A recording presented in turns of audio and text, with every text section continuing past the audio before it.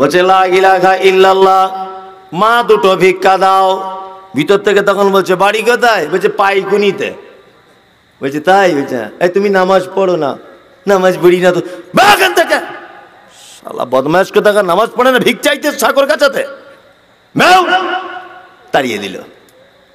তার একজন এসেছে, সে এসে দরজায় লা ইলাহা ইল্লাল্লাহ, এ দরজা খুলেছে। বাড়ি কোথায়? না বাড়ি আমার চুন পলাশিতে। তাই কি চাই? না কিছু ভিক চাইতে এসেছি। বলছি কত বড় বদমাশ, দেখ ভিক করতে এসেছে, হাতে আবার বড় মোবাইল নিয়ে। এই বের ওখান থেকে, তোকে ভিক দেবো না, যা। চলে গেল। না আর একটা মেয়ে এসে মিসকিনদের খাদ্য দানে উৎসাহিত করে না। আমরা সমাজে দুটো শব্দ দেখতে পাই, এক ফকির, দুই মিসকিন, তাই তো? এখন আমরা এত মানে আহলে হাদিস গ্রামের মানুষ, তারপরে এখনো দুটোকে ডিভাইডেড করতে পারেনি। আমরা যাকেই বলি ফকির তাকেই বলি মিসকিন, বলি কি বলি না? অথচ দুটোর ভিতরে একটু ডিফারেন্স আছে, আছে না নেই? আছে। আমি মমতাজুল ইসলাম, আমি রিক্সা চালাই। আমার প্রত্যেক বছরে খরচা খরচি করার পরে আমার বেঁচে থাকে 10,000 টাকা, ধরে নেন 10,000 টাকা আমার বাঁচে। হঠাৎ করে আমার ছেলের হার্টের অপারেশন করতে হবে, ডাক্তার বলল 50,000 টাকা খরচা হবে। আচ্ছা বলুন তো, আমি একজন রিক্সা চালক, আমার পুঁজি হচ্ছে 10,000, এই 40,000 টাকা আমি কোথায় পাবো? আমার জমি জায়গা কিছু নেই, তাহলে আমাকে সাগরগাছা মসজিদে এসে ভিক চাইতে হবে, হবে কি হবে না? ফকির হচ্ছে সেই যার কাছে কিছু সম্পদ আছে, তারপরেও তাতে তার হয় না, অপরের মুখাপেক্ষী হতে হয়, এ হচ্ছে ফকির। আর মিসকিনকে, মিসকিন, মিসকিন হলো সেই যে নিঃস্ব, কিচ্ছু নেই তার, এ হচ্ছে মিসকিন। আল্লাহ তাআলা বলছেন মিসকিনদের যারা খাদ্য দানে উৎসাহিত করে না। আশ্চর্য কথা আপনাকে বলছি, আমি হাদিস কোরআন বেশি জানি না, আমার শিক্ষকরা বসে আছেন এখানে, শাইখুল হাদিস নুরুল ইসলাম সাহেব, গোটা এলেম বাজাচ্ছেন, যত বড় বড় আলেম আছে সব আমার শিক্ষক।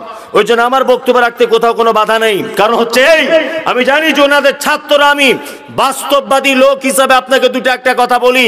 আল্লাহ সুবহানাহু ওয়া তাআলা যেখানে জাহান্নামের কথা বলছেন, বলছে মিসকিনদের সঙ্গে অসৎ ব্যবহার করো না। বাড়িতে কে বলছে লা ইলাহা ইল্লাল্লাহ, মা দুটো ভিক্ষা দাও। ভিতর থেকে তখন বলছে বাড়ি কোথায়? বলছে পাইকুনিতে। বলছে তাই? বলছে এই তুমি নামাজ পড়ো না? নামাজ পড়ি না তো। বাগান থেকে শালা বদমাশ কোথাকার, নামাজ পড়ে না, ভিক চাইতে সাগর কাছাতে। তাড়িয়ে দিল। তার একজন এসেছে, সে এসে দরজায় লা ইলাহা ইল্লাল্লাহ, এ দরজা খুলেছে। বাড়ি কোথায়? না বাড়ি আমার চুন পলাশিতে। তাই কি চাই? না কিছু ভিক চাইতে এসেছি। বলছি কত বড় বদমাশ, দেখ ভিক করতে এসেছে, হাতে আবার বড় মোবাইল নিয়ে। এই বের ওখান থেকে, তোকে ভিক দেবো না, যা। চলে গেল। না আর একটা মেয়ে এসেছে, হা গো বুবু কিছু দাও না। তখন মেয়েটা বাড়ির ভিতর থেকে বলছে দেখ আমার স্বামী রাজমিস্ত্রি কাজ করে, আমি জীবনে এই শাড়ি পরতে পারি না, আর এ ভিক্ষা করতে এসেছে মিনু শাড়ি পরে। এ ঢং কত! ওখান থেকে তুমি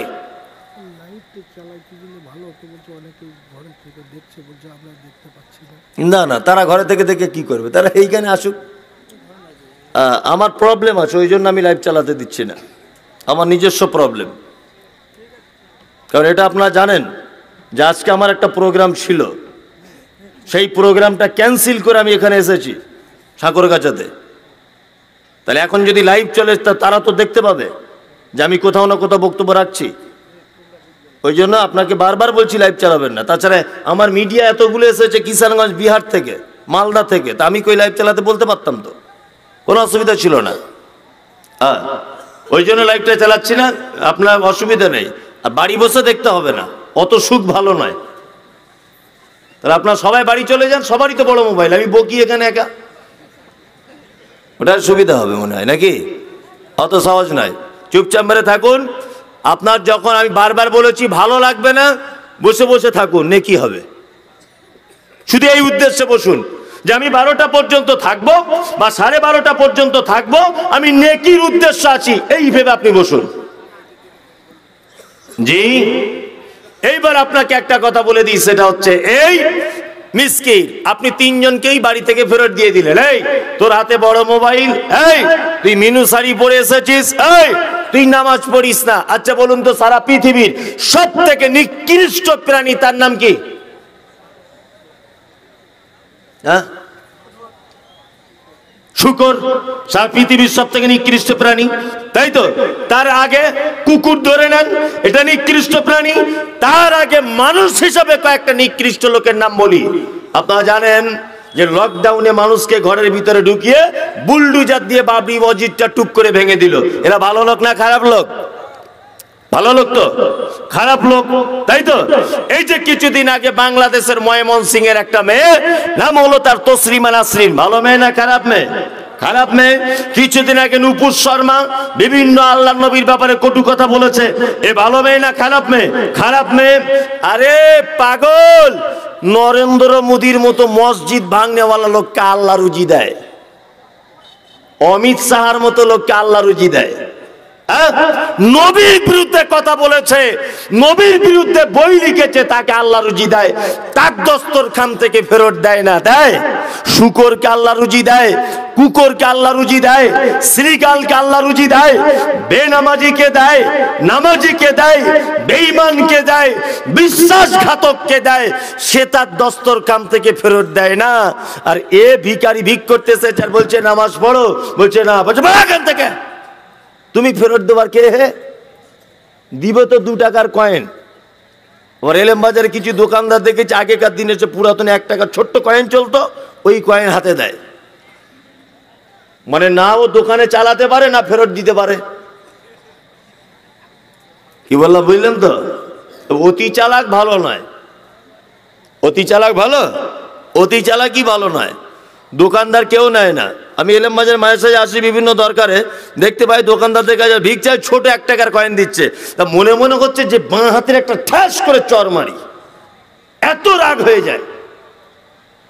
যে অচল পয়সাটা একটা বৃদ্ধা মহিলা, একটা বৃদ্ধ বুড়ো লোককে তুমি দিলে, ও তো কোনো দোকানে চালাতে পারবে না।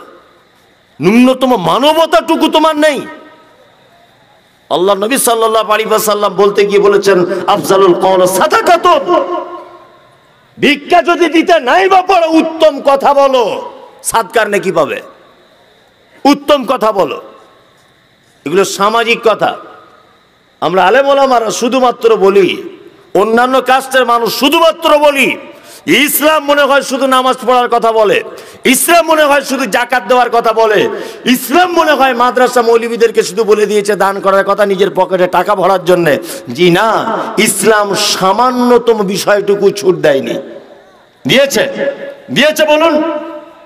সারা পৃথিবীর কোন কাস্টের মানুষ যখন নারীর মর্যাদা দেয়নি, ইসলাম তখন নারীকে অন্ধকার থেকে টেনে এনে রানীর সিংহাসনে বসিয়ে দিয়েছে। কে?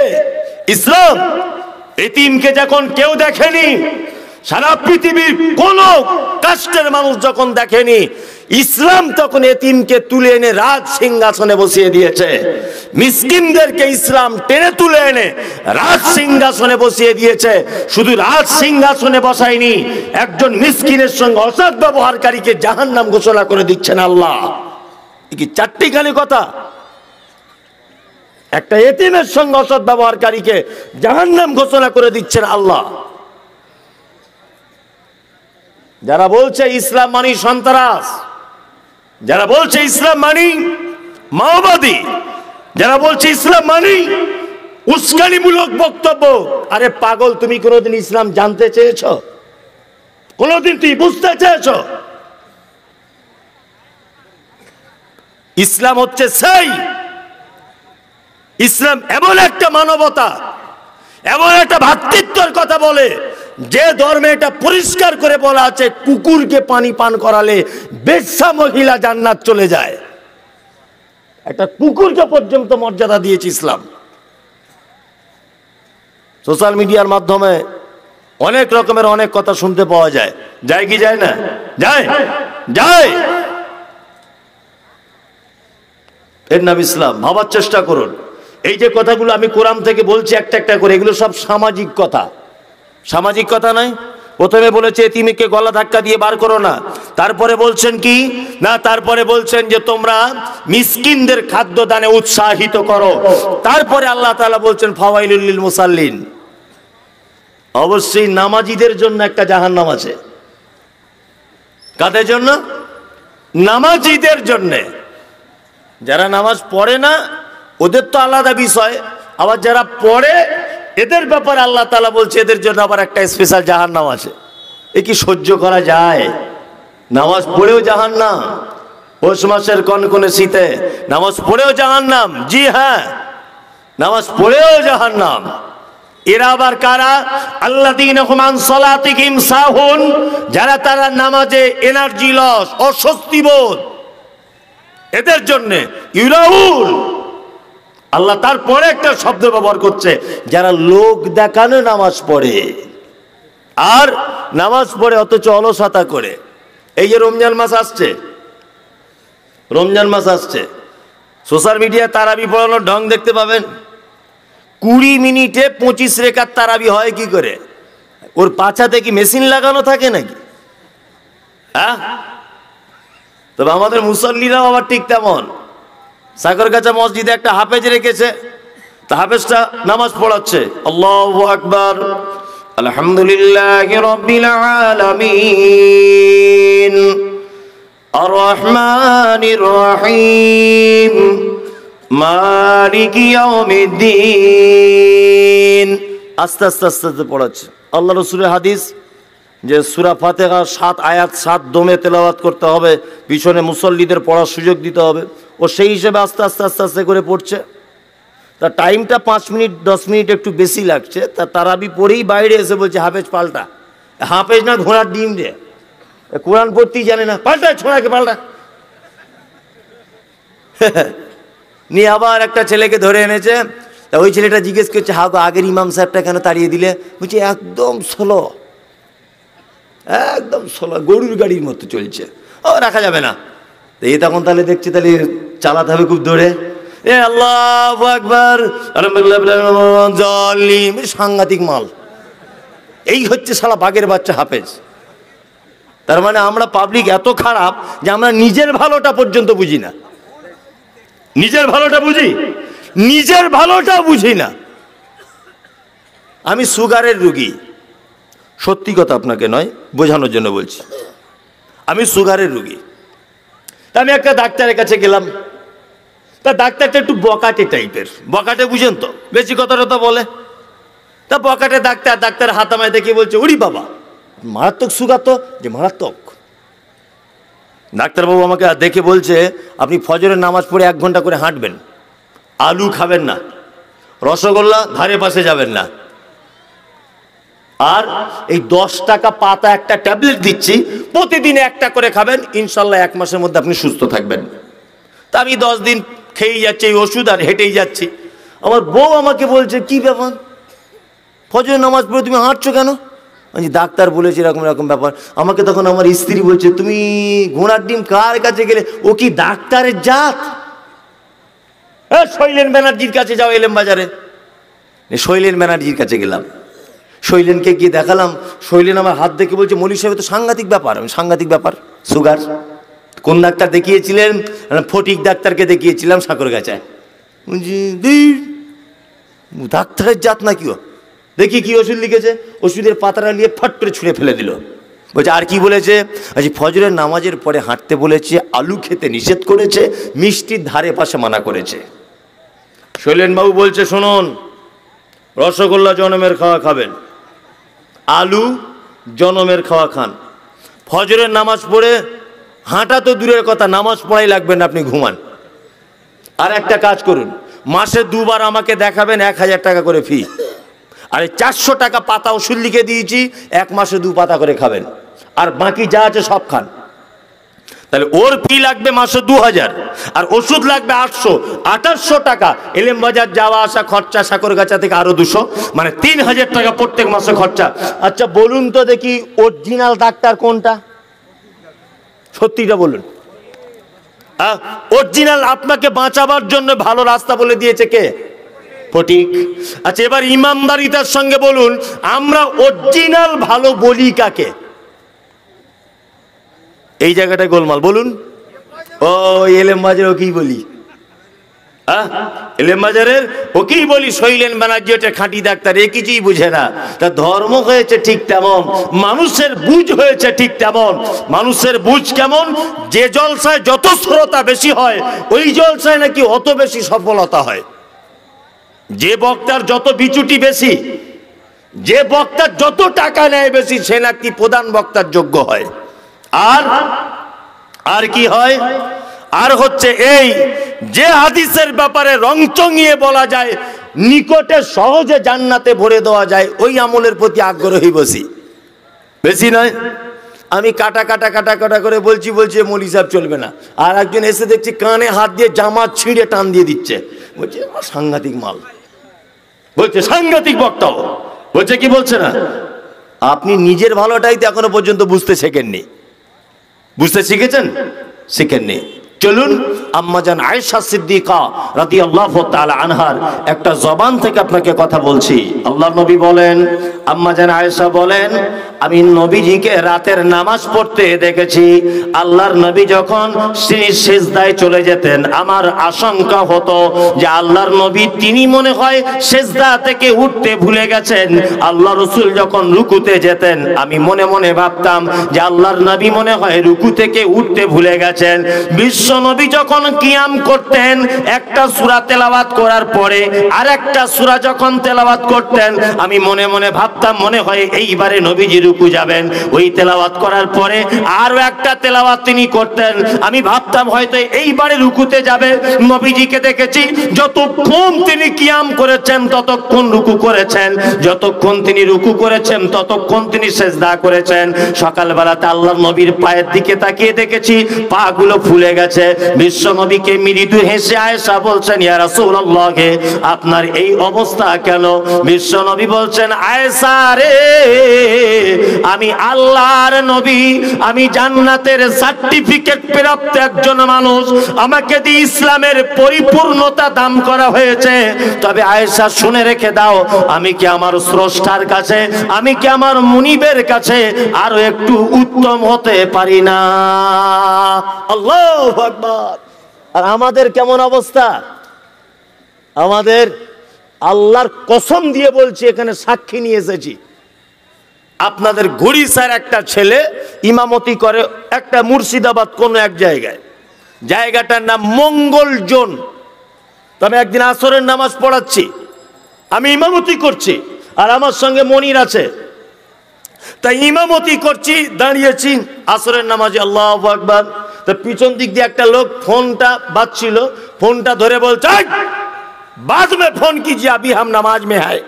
আসলে হারাম করে বলে কি রে, নামাজ পড়তে পড়তে বলছে, আমি এখন নামাজে আছি, পরে ফোন করতে পারছো না?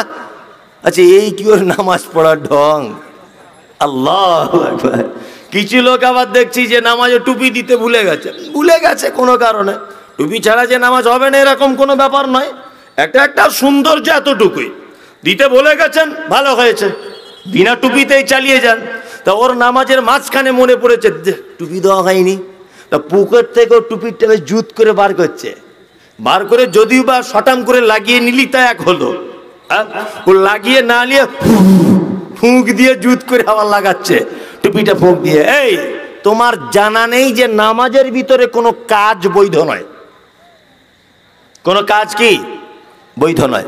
আর নামাজে আমাদের মন বসছে না, মানে আমরা সালাত আদায় করি অমনোযোগী অবস্থা, তার একটা কারণ আছে। কারণ হচ্ছে এই যে কোনো জিনিসের যদি আপনি পাওয়ার বুঝতে না পারেন, তার প্রতি আপনার ভালোবাসা মহাব্বত জন্ম হয় না। শীতের দিনে আমরা কেমন করে অজু করি, যেমন তেমন ফটাম করে মসজিদে ঢুকে গেলাম, করি কি করি না? করি। একটা লোক শীতের দিনে অজু করে বসলে আর উঠতে চাইবে না, একটা জিনিস যদি তার ভিতরে কাজ করে, কি না?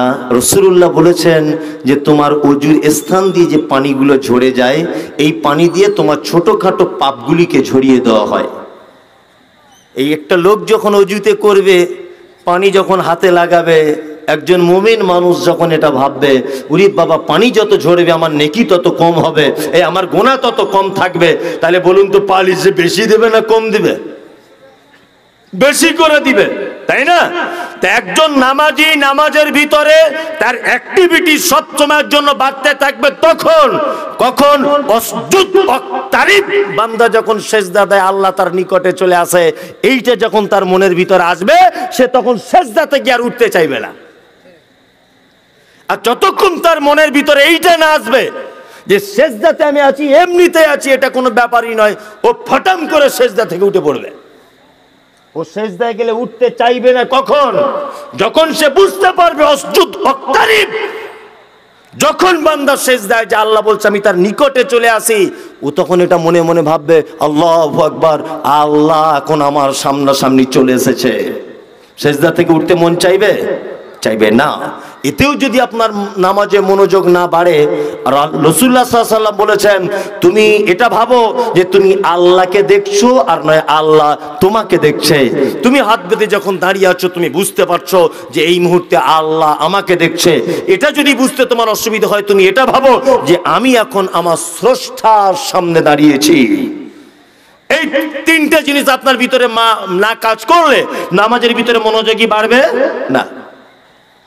চলুন, আল্লাহ তাআলা বলছেন ইউরাউন, যারা লোক দেখানো সালাত আদায় করে। লোক দেখানো কি করে? নামাজ পড়ে, সালাত আদায় করে। ওয়ায়ামনাউনাল মাউন, যারা প্রতিবেশীকে সামান্য জিনিস উপকার করা থেকে নিজেকে আটকে রাখে। সামান্য জিনিস, ইসলাম মানে আমি অবাক হয়ে যাই মাঝে সাঝে যে একটা সামান্যতম বিষয় এইটাকেও পবিত্র আল কোরআনের ভিতরে লিপিবদ্ধ করে দিয়েছেন।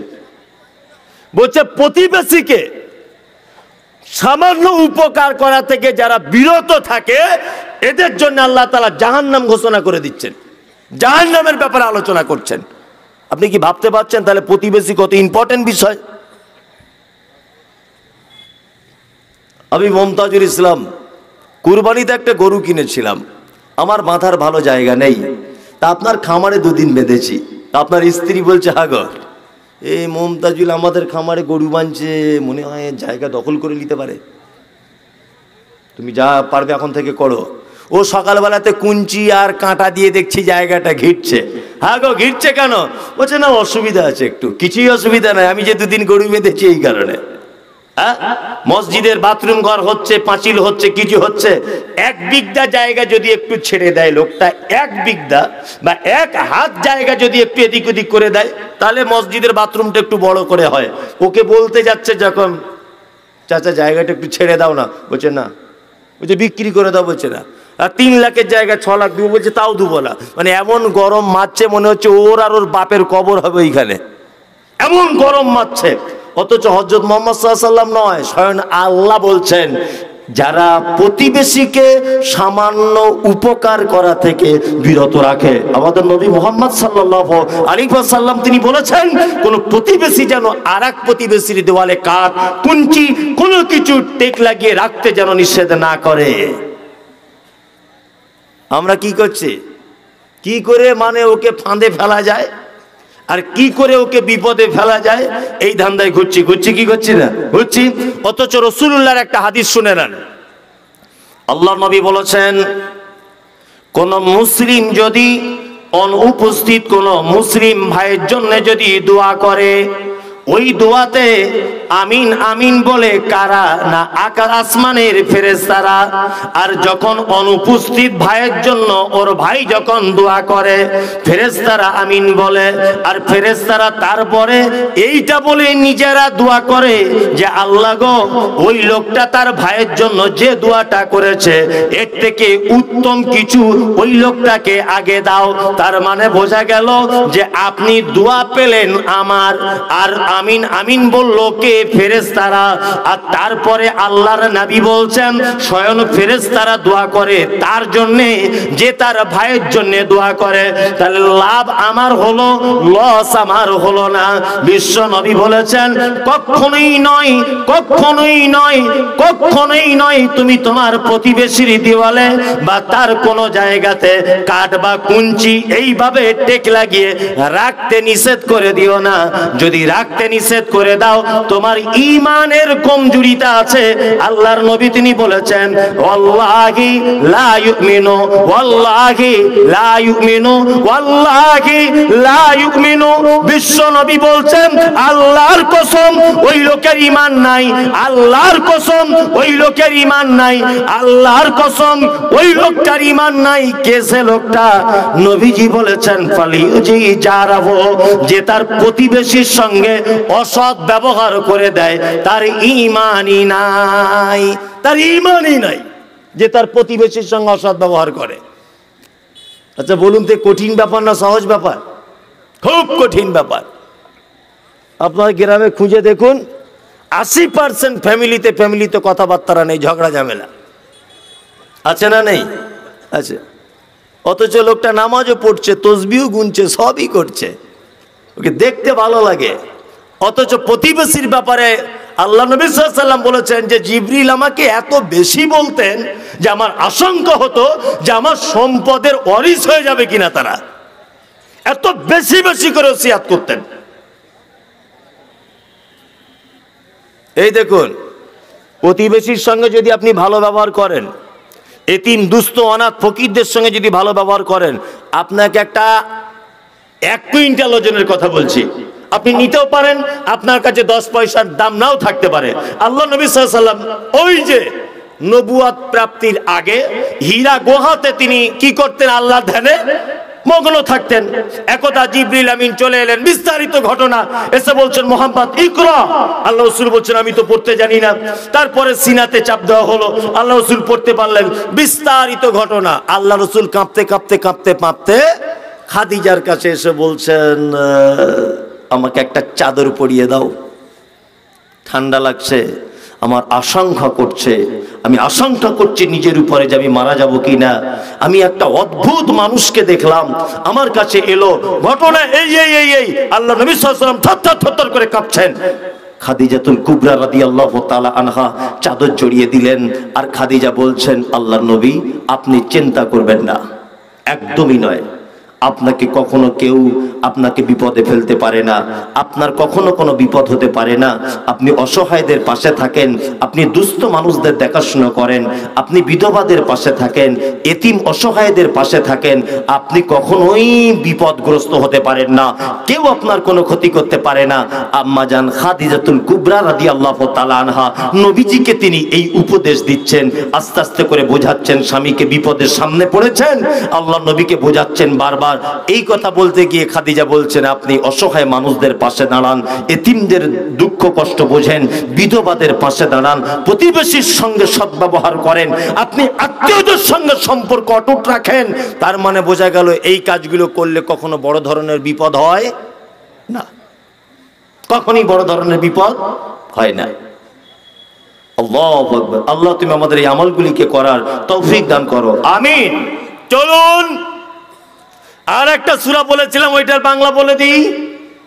আল্লাহ তাআলা বলছেন ওয়াইলুল লিকুল্লি হুমাযাতিল লুমাযা, দুর্ভোগ তাদের জন্য যারা মানুষের সামনে এবং পিছনে বদনাম করে। সামনে পিছনে বদনাম হয় না? মুনাফিক ছিলেন, মুনাফিক এরা কেমন কোয়ালিটির? মুখে মিষ্টি মিষ্টি কথা, অন্তরে বীজ ভরা। হ্যাঁ, ইমাম সাহেবকে ফজরের নামাজ পড়ে বলছে আসসালামু আলাইকুম। সত্যি সাঁকর কাছে যত ইমাম সাহেব এসছে আপনার মতো লোক হয় না। এর আগে আরো 4-5টা ছিল, আপনার মতো লোক নয়, আপনি মারাত্মক পরেশগার লোক। তো এইমাত্র সকালবেলা ফজরের নামাজ পড়ে বলে গেল, আর ওই ঘুরিসা বাস স্ট্যান্ডে চা খেতে খেতে বলছে সব লোক খুব বদমাশ লোক, খুব বদমাশ। দেখ 4 দিন বলে বাড়ি গেল, আজকে 6 দিন হয়ে গেল এলো না। অথচ এই লোকটা কি ওই লোকটাই বললো সকালবেলা খুব ভালো লোক, আপনার মতো ইমানদার লোক নাই। অথচ চা খেতে গিয়ে বলছে কি, হ্যাঁ কি বলছে, এর মতো বদমাশ লোক না, এর পিছনে লোক লাগিয়ে তা রেখে গা ছাড়া কর। বলছে কি বলছে না? বলছে এই যে সামনের পিছনে যারা কথা বলে বলে বেড়ায়, এরকম লোক অবশ্য আমাদের সাগরগাছাতে নেই, আমাদের ওদিকে খুব আছে। আপনাদেরও আছে? আপনাদের আছে বললে মার খেয়ে মরবো, ওটা আপনাদের মুখ থেকে স্বীকার করাতে চাইছি, আমি বলবো না। আল্লাহু আকবার। সব জায়গাতে ও 24 ঘন্টা চায়ের দোকানে বসে আছে, ওর কোনো কাজ নেই, এর বদনাম ওর বদনাম, ওর বউ কোথায় যায়, ওর বেটি কোথায় যায়, ও কি করে দুতলা বাড়ি করলো, ও কি করে 4 তলা করলো, ও আন্দাজে বসে তখন বলছে এমনি 2 তলা হয়েছে, ওই কলকাতায় কাজে গিয়েছিল, মাল ঝেড়ে নিয়ে চলে এসছে। ও ঝেড়ে গিয়েছিল, তোমার বাপ দেখতে গিয়েছিল? হ্যাঁ, তুই বলতে গেলে কেন?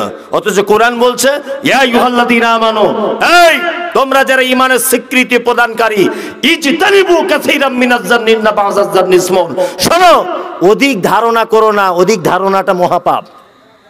অধিক ধারণা করে কোনো কথা বলতে যেও না, ধারণা করতে যেও না, অধিক ধারণা করাটাই কি বড় পাপ। চায়ের দোকানে এখানে ওখানে বসে আমরা পাপ করছি না? করছি কি করছি না? গীবত মারাত্মক বড় পাপ।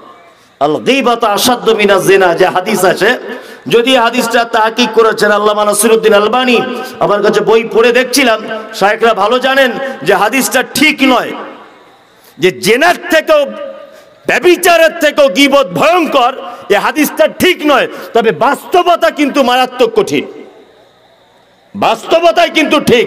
আল্লাহ রাসূলের হাদিস হিসাবে এটা ঠিক নয়, তবে বাস্তব কথাটা কিন্তু ঠিক যে না, এটা একটা পাপ। পাপ কি পাপ নয়? পাপ।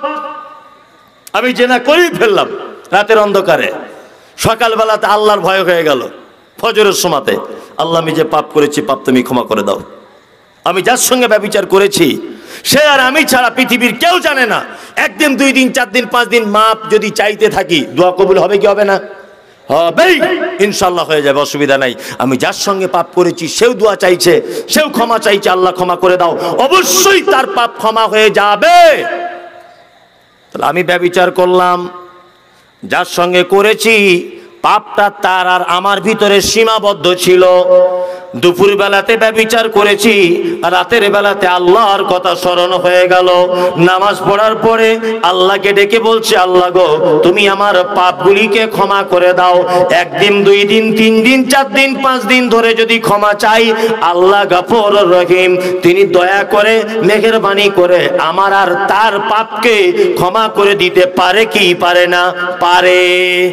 কিন্তু গীবত কত কঠিন। ওই যে চায়ের দোকানে বসে মসজিদের ইমাম সাহেবের ব্যাপারে বলছেন, আমাদের মসজিদের ইমাম সাহেব একটা ঘড়ি ছিল, চুরি করে নিয়েছে, জানো? না শুনিনি তো, সত্যি ঘটনা, চুরি করে নিয়েছ। ভালো বলেছেন। কোথায়? চায়ের দোকানে। ওখানে কত লোক ছিল? মিনিমাম 20 জন লোক বসেছিল। এখন আমি ওই গীবতের ব্যাপারে মারাত্মক যখন কথা বলছি, হাদিস টাদিস বলছি, মাওলানা নুরুল ইসলাম সাহেব যখন জুম্মার খুতবায় গীবতের বিরুদ্ধে সোচ্চার হয়ে বলিষ্ঠ ভাষায় যখন বক্তব্য রাখছে, এর তখন মনে ভয় ঢুকছে, ওরে বাবা, সেই ইমাম সাহেবের বদনাম করেছিলাম ঘড়ির ব্যাপারে, ঘটনা তো মিথ্যা, তাহলে ওর কাছে গিয়ে ক্ষমা চেয়েলি। ইমাম সাহেবের হাত দুটো ধরে বলছে, ভাই ক্ষমা করে দাও, তুমি আমায় মাফ করে দাও, তোমার ব্যাপারে একটা মিথ্যা অপবাদ দিয়েছিলাম, আল্লাহ ভাই তুমি আমায় ক্ষমা করে দাও। ইমাম সাহেব তখন বলছে, না ভাই তোমায় খুব ভালোবাসি, ক্ষমা করে দিলাম। বলুন তো ক্ষমা হলো কি হলো না? হলো। যার নামে বদনাম করেছে সেই ক্ষমা করে দিল। আচ্ছা বলুন তো ক্ষমা হলো কি হলো না? হলো না। আমি মুমতাজুল ইসলাম বলছি আপনাকে, গীবতের ব্যাপারে আপনি আপনার ভাইয়ের কাছে ক্ষমা চাইবেন, কোন পদ্ধতি ইসলামে নেই। রাসূলুল্লাহ কথা বলেছেন, তুমি তোমার ভাইয়ের যে মজলিসে বসে বদনাম করেছো, ওই মজলিসে তোমার ভাইয়ের আবার সুনাম করো। এটাই হচ্ছে ইসলাম। গীবত ক্ষমা চাবার কোনো পদ্ধতি ইসলামে নেই, কোনো পদ্ধতি নেই। তুমি যে চায়ের দোকানে তোমার ভাইয়ের ঘড়ি চুরির বদনাম দিয়েছ, ওই চায়ের দোকানে তুমি তোমার ওই ইমাম সাহেবের ভাইয়ের ব্যাপারে বলো, এর মতো ইমানদার লোক হয় না। ও খুব ভালো লোক। এই সাগরগাছায় জলসায় গিয়ে দেখলাম, মসজিদে ছিলাম, লোকটা একদম মাটির মানুষ। ওর বেশি বেশি করে সুনাম করুন, তাহলে আশা করা যায় আল্লাহ তোমার এই গীবতের পাপটা ও সুনাম করার কারণে তোমার পাপ মিটিয়ে দিতে পারেন। এবার একটা কথা বলি, ইমাম সাহেব নাই মাফ করে দিল, ওই যে চায়ের দোকানে 20 জনের সামনে বলেছিলেন, ওরা 20 জন আরো 20 জনকে বলেছে, বলেছে না? ওরা 20 জন আরো 20 জনকে বলেছে, গোটা এলাকা হয়ে গেছে ইমাম সাহেব গরিচোর। কত জনের কাছে, কত জনের মুখ বন্ধ করবেন আপনি? বন্ধ করতে পারবেন? আর ব্যভিচার, আমি আর সেই মেয়েটার ভিতরে সীমাবদ্ধ ছিল পাপ, তাই না? আর গীবত ছড়িয়ে পড়েছে সমাজে। চলুন আল্লাহর নবী জনাবে রাসূলুল্লাহ সাল্লাল্লাহু আলাইহি ওয়াসাল্লাম মিরাজের রাত্রিতে অনেক ঘটনা ঘটেছে, হাদিসে অনেক ঘটনা মিরাজের রাত্রির ঘটনা পাওয়া যায়। তার মধ্যে একটা ঘটনা হচ্ছে এই, বিশ্ব নবী বলছেন আমি চলতে থাকলাম, রাস্তার ধারে দেখতে পেলাম একজন লোককে তার নখগুলো তামা দিয়ে তৈরি করা নিজের মুখের গোস্তগুলো ছাড়িয়ে ফেলছে, আবার সাথে সাথে তার মুখটা ভালো হয়ে যাচ্ছে। আমি জিবরিলকে জিজ্ঞাসা করে বললাম লোকটা কে? তখন জিবরিল আমিন বলছেন এটা আপনার উম্মতের ওই লোকটা যে লোকটা চগলখড়ি করে বেড়াতো, এরর কথা বলে বেড়াতো। তবে এই পাপ আমাদের মেয়েরা বেশি করে, তাই না? মেয়েরা বেশি করে না এই গীবত পরনিন্দা। মৌলানা সাহেব বারবার বলছেন মেয়েদের ব্যাপারে বলো কিছু। আপনি দূর থেকে ওদেরকে ফেরেশতার মতো মনে হচ্ছে, কাছে গিয়ে দেখুন। কেউ জলসা শুনছে বলে মনে হয়? যান কাছে গিয়ে বলছে বুবু তুই কিসে এলি? বলছে টোটো গাড়িতে। তো সে ননদের বোনের মেয়ে হয়েছিল কেমন আছে? খুব ভালো। তো বড় ছেলে বৌমা কেমন হয়েছে? খুব ভালো। মাল জাল কিছু দিয়েছে? ওই দেখুন ওই করছে। সুস্থ নাই, ওখানে গিয়ে একবার দেখে আসুন। কেউ সুস্থ নাই। আরে হযরত মুহাম্মদ সাল্লাল্লাহু আলাইহি ওয়াসাল্লাম বোকা লোক ছিলেন না খুব জ্ঞানী লোক ছিলেন? হ্যাঁ, মারাত্মক জ্ঞানী লোক ছিলেন না? মারাত্মক জ্ঞানী লোক ছিলেন তিনি। আর এত জ্ঞানী লোক ছিলেন তিনি যে ভবিষ্যৎবাণী করেছেন বর্তমান 2023 সালে তার বাস্তবতায় অনুপরিমাণ কোন রকমের ডিফারেন্স পাওয়া যায় না, যায় কোন রকমের যায় না। আল্লাহ নবী বলছেন যে রাতে মিরাজ হলো বিশ্ব নবীজির, নবী বলে জাহান্নামে মহিলাদের ভিড়। একজন মহিলা বলে বিশ্ব নবীজিরে কোন কারণে বেশি ভাগে যাব জাহান্নামে? প্রথম কারণ হলো অধিক নারীগণ অল্প ধনেতে তাদের ভরে না কমন। দ্বিতীয় কারণ হলো শোনো সমাচার না শুকরিয়া করে ভোগ স্বামীকে তাহার, গীবত যে বেশি করে এক অপরে তরে, এহেন কারণে নারী যাবে জাহান্নামে। আল্লাহর নবী মিরাজের রাত্রিতে জান্নাতের দিকে তাকিয়ে দেখলেন শুধু যেন গরিব মানুষেরা, দুর্বল মানুষেরা তারা যেন জান্নাত দখল করে বসে আছে।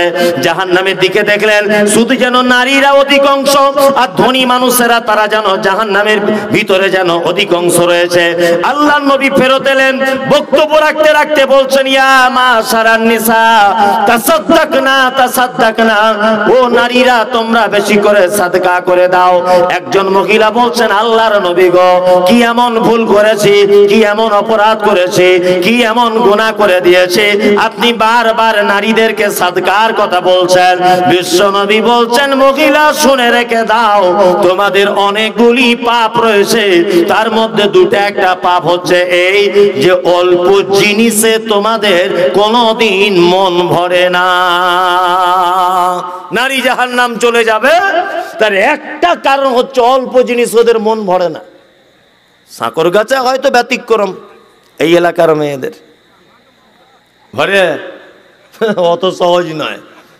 যান সকালে পরীক্ষা করে একবার দেখুন, যান এইখান থেকে একটা ওড়না কিনে নিয়ে যান, আলমারিতে লাগবেন, আলমারিতে সকালে বলবেন যে সাফিনার মা তোমার লেগে একটা সাঁকরগাছা জলসা ওড়না নিয়ে এসেছি। ওড়নাটা ধরেই বলবে ঘোড়ার ডিম, এই ওড়না মানুষে পড়ে তো চোখ না আলু, তো বলবেই, বলবে না? সব স্ত্রী অবশ্যই নয়, কিছু স্ত্রী আছে কানে তার আল্লাহ ওয়ালি স্ত্রী কিছু আছে মাশাআল্লাহ, এখনো সমাজে আছে, আছে না নেই? আছে।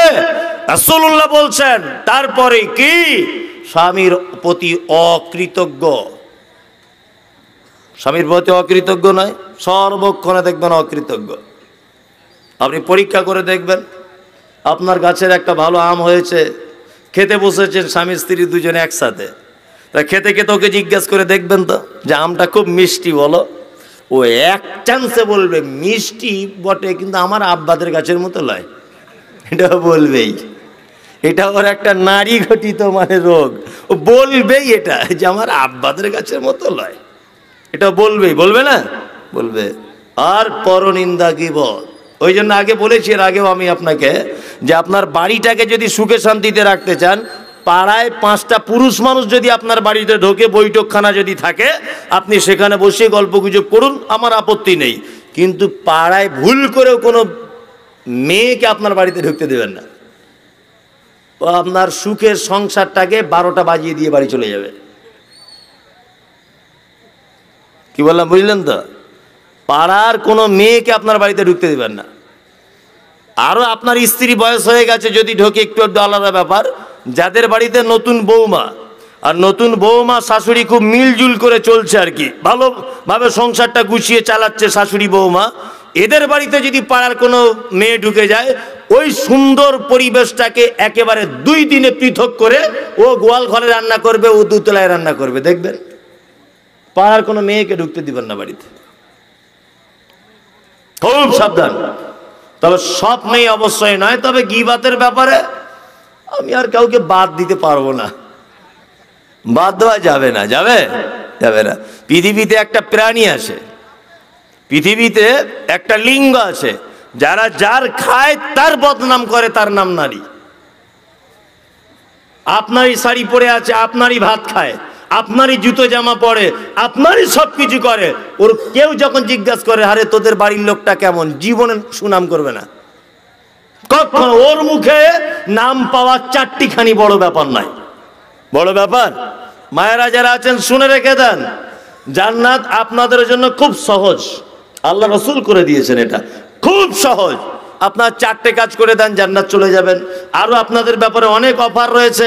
আপনারা মা, আপনারা কি মা, মা হিসাবে আপনার মর্যাদা অনেক বেশি, কন্যা রূপে আপনার মর্যাদা অনেক বেশি।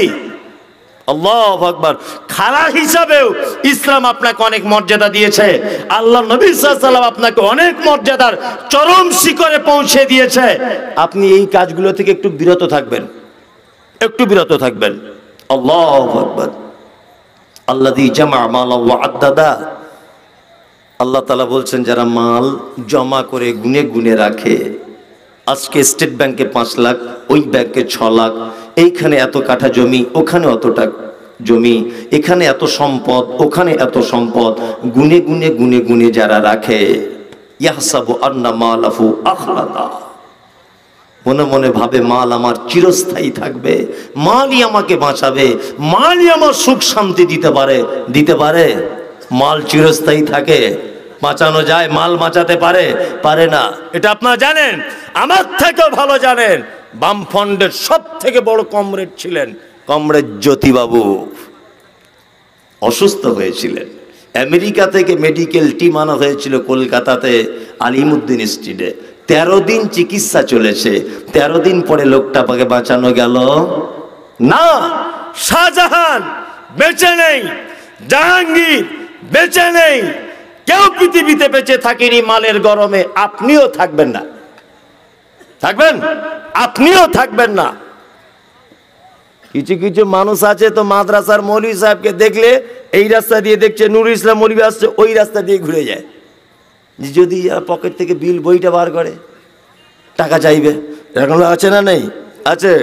ওই জন্য একজন মুহাদ্দিস বলছেন একটা বইয়ের ভিতরে, যে পৃথিবীতে কিছু মানুষ আছে তারা গরিবী হালাতে থাকবে, কিন্তু কিয়ামতের মাঠে তাদেরকে আমিরের কাতারে দাঁড় করিয়ে হিসেব দেওয়া লাগবে। তার মানে চামার, মানে চামারের বাচ্চা চামার, জীবনে 1 পয়সা খরচা করে না, বিশাল জমি জায়গার মালিক, একটা লুঙ্গি 1.5 বছর 3 বছর ধরে পড়ছে। এরকম লোক নাই? জুতো, ভালো জুতো ছিঁড়েছে, আবার দেখছি সেলাই করছে। এই এখন সেলাই করার দিন আছে? 60 বিঘা জমি তুমি খরাতে ধান লাগিয়েছো, তুমি যদি ছেঁড়া জুতো সেলাই করে পড়ো, তোমার এটা মানায়? এক কথাতে ও টাকার অনেক মালিক, দুনিয়াতে সুখ করতে পেল না, অথচ কিয়ামতের মাঠে আল্লাহ আমিরের কাতারে দাঁড় করিয়ে ওকে হিসাব চাইবে। দে হিসাব বার কর। করবে কি করবে না? তাহলে ও দুনিয়াতেও কিছু পেল না আরাম, আখেরাতে বড় বিপদে পড়ে যাবে। মাল বাঁচাতে পারে না, পারে না। সম্পদের বড়াই করিয়েন না, একদমই নয়। কখনো মনে যদি মানে কিঞ্চিত পরিমাণ অহংকার বলে যদি কিছু থাকে, তাহলে ফজরের নামাজের পরে ওই কবরস্থানের দিয়ে বেরিয়ে আসবেন, দেখবেন আপনার দাদু শুয়েছিল, তার কবরটাও পর্যন্ত আজ খুঁজে পাওয়া যায় না। আপনার দাদি শুয়েছিল, তার কবরটাও পর্যন্ত আজকাল খুঁজে পাওয়া যায় না। আপনার আব্বা শুয়েছে, তার কবরটা পর্যন্ত আজ একেবারেই খুঁজে পাওয়া যায় না। আপনিও সিরিয়ালে আছেন, ডাক এলেই চলে যেতে হবে, কিছুই নাই, মাল বাঁচাতে পারবে না। কাল্লা লায়ুম বাদান্না ফিল হুতামা, অচিরেই তোমার মাল তোমাকে হুতামা নামক জাহান্নামে নিক্ষেপ করা হবে। ওমা আদরাকা মাল হুতামা, নবী আপনি জানেন হুতামা নামক জাহান্নাম কি? নারুল্লাহিল মুকাদা, আল্লাহ বলছে এটা আমার নিজস্ব প্রজ্বলিত আগুন। আল্লাতী তাত্তালিউ আলাল আফিদা, এই আগুনের এত তীব্রতা যে মানুষের অন্তঃকরণ পর্যন্ত পৌঁছে যাবে। আল্লাহু আকবার। ইন্নাকা আলাইহিম মুসাদা, মুসাদা মানে মায়েরা যেমন তরকারি রান্না করতে করতে ঢাকনা লাগিয়ে দেয়, আল্লাহ সুবহানাহু ওয়া তাআলা বলছেন জাহান্নামীদেরকে জাহান্নামে ভরে ঢাকনা লাগিয়ে দেব। ফি আমাদিম মুমাদ্দাদা, ঢাকনা লাগিয়ে শুধু ইতি করব না, বড় বড় থাম্বায় তাদেরকে বেঁধে রাখা হবে। বলুন তো বাঁধা হবে কেন? কিয়ামতের মাঠে যদি আল্লাহ বলে এই তুমি এইখানে দাঁড়িয়ে থাকো, একটা মানুষ আর এক পা হিলতে পারবে? বলুন পারবে? পারবে না। এক পা তার হিলার ক্ষমতা থাকবে না। একটা মানুষকে যদি বলা হয় তুমি এখানে বসো, বসে থাকবে, হিলার ক্ষমতা থাকবে না? থাকবে? থাকবে না। তাহলে জাহান্নামে ঢুকিয়ে দেওয়ার পরে আবার বাঁধার প্রয়োজন কি হলো? কেন বাঁধার প্রয়োজন হলো? তাফসীর ইবনে কাসিরে তফসির করা হয়েছে যে আল্লাহ সুবহানাহু ওয়া তাআলা এই কারণে জাহান্নামীদেরকে জাহান্নামের ভিতরে বাঁধবেন, আল্লাহ নিজের ক্ষমতা প্রয়োগ করবেন, নিজের ক্ষমতাকে দেখাবেন। এই যে আপনাদের গ্রামে একটা চোর ধরা পড়েছে, ধরে নেন চোর ধরা পড়েছে, ল্যাম্পপোস্টে বেঁধেছে গ্রামের মোড়ল, বাঁধার পরে গ্রামের মোড়ল তার ক্ষমতা দেখাতে গিয়ে বলছে দেখি আশেপাশে গ্রামের তোর কে আছে, আজকে তোর হাতটা খুলে নিয়ে চলে যাবে এখান থেকে। অনেক সময় এই ক্ষমতা দেখায় না, দেখি তোর কোন বাপ আছে তোর হাত ছাড়িয়ে দিবে, এই কথা বলে না? বলে কি বলে? আল্লাহ তাআলা কিয়ামতের মাঠে ঠিক এইরকম ভাবে বলতে চাইবেন যে দেখি তোমাদের কত ক্ষমতা আছে, কে তোমাদের পক্ষে সুপারিশি করে এই দড়ি থেকে হাত খুলে তোমার নিয়ে চলে যাবে। বাবরি মসজিদ ভেঙেছিলে ক্ষমতা ছিল বলে, দেশের প্রধানমন্ত্রীর ক্ষমতা তোমাকে দিয়েছিলাম, আজকে তোমার হাত বাঁধা, দেখি পৃথিবীতে কোন ক্ষমতাশীল আছে আজকে কিয়ামতের মাঠে তোমার ব্যাপারে সুপারিশ করে তোমার হাত খুলবে। আহকামুল হাকিমিন, বিচারকের বিচারক আজকে আমি, সমস্ত একচ্ছত্র মালিকানার দায়িত্ব আজকে আমি আছি, কেউ আমার হাত থেকে তোমাকে বাঁচাতে পারবে না। আল্লাহু আকবার। আমি দুটি সূরা দিয়ে আপনাকে কয়েকটি বিষয় অবগতিতে আনলাম যে এই কাজের মধ্যে যদি আপনি লিপ্ত থাকেন তাহলে অবশ্যই আপনি জাহান্নামের রাস্তায় হাঁটছেন। ভাই আপনি আমার দিনী বন্ধু, আপনি আল্লাহর রাস্তায় ফেরত চলে আসুন। এইবার আপনাকে বলছি, যদি আপনি শুধুমাত্র আল্লাহ যদি হয়ে যান, শুধু আল্লাহ যদি আপনি হয়ে যান, আল্লাহর তরফ থেকে আপনার উপরে সহযোগিতা আসবে। আসবে কি আসবে না? আসে কি আসে না? আসে। তার অনেক দৃষ্টান্ত হাদিসও আছে, আছে না? 3 হিজরিতে একটা ঘটনা আপনাকে বলি। 3 হিজরিতে উহুদের যুদ্ধ সংগঠিত হয়েছিল, এটা আপনারা জানেন। 3 হিজরি তা মুসলিমরা পরাজয় হয়েছিল এই যুদ্ধতে, এটা আপনারা জানেন, একটা ভুল সিদ্ধান্তের কারণে। যাই হোক, বিস্তারিত ঘটনা। আল্লাহ নবী সাল্লাল্লাহু আলাইহি ওয়াসাল্লাম যুদ্ধ শেষে মুসলিমরা যখন হেরে গেছে, তখন মুসলিম সৈন্যদের ভিতরে 70 জন আল্লাহ রাসূলের সাহাবীরা শহীদ হয়েছেন। কতজন? 70 জন সাহাবী শহীদ হয়েছেন। আল্লাহ রাসূল লাশগুলোকে এক জায়গায় করলেন, লাশগুলোকে এক জায়গায় করে গুনে গুনে দেখছেন 68 জন লাশ হচ্ছে, 2 জনের লাশ খুঁজে পাওয়া যাচ্ছে না। শুধু যদি আপনি আল্লাহর একটু হয়ে যান তাহলে কত সাবসিডি আপনি পাবেন দেখুন, দুনিয়াতে শুধু, আখেরাতে তো যা হবে হবে। 2টো লাশ পাওয়া যাচ্ছে না, একজন হচ্ছে আল্লাহ রাসূলের চাচা, নাম হামজা রাদিয়াল্লাহু তাআলা আনহু, আর একজনকে না, আর একজন হানজালা, এতে 2 জনের লাশ খুঁজে পাওয়া যাচ্ছে না। তা আল্লাহ রাসূল সাল্লাল্লাহু আলাইহি ওয়াসাল্লাম সাহাবীদেরকে বললেন, যাও লাশটা খুঁজে আনো, দেখো কোথায় আছে। সাহাবীরা লাশ খুঁজতে গেলেন। ইতিমধ্যে একজন মহিলা যুদ্ধের ময়দানে এসে উপস্থিত। আল্লাহ নবীকে বলছেন, আল্লাহ নবী, আপনি আমাকে চিনতে পারছেন? আল্লাহ রাসূল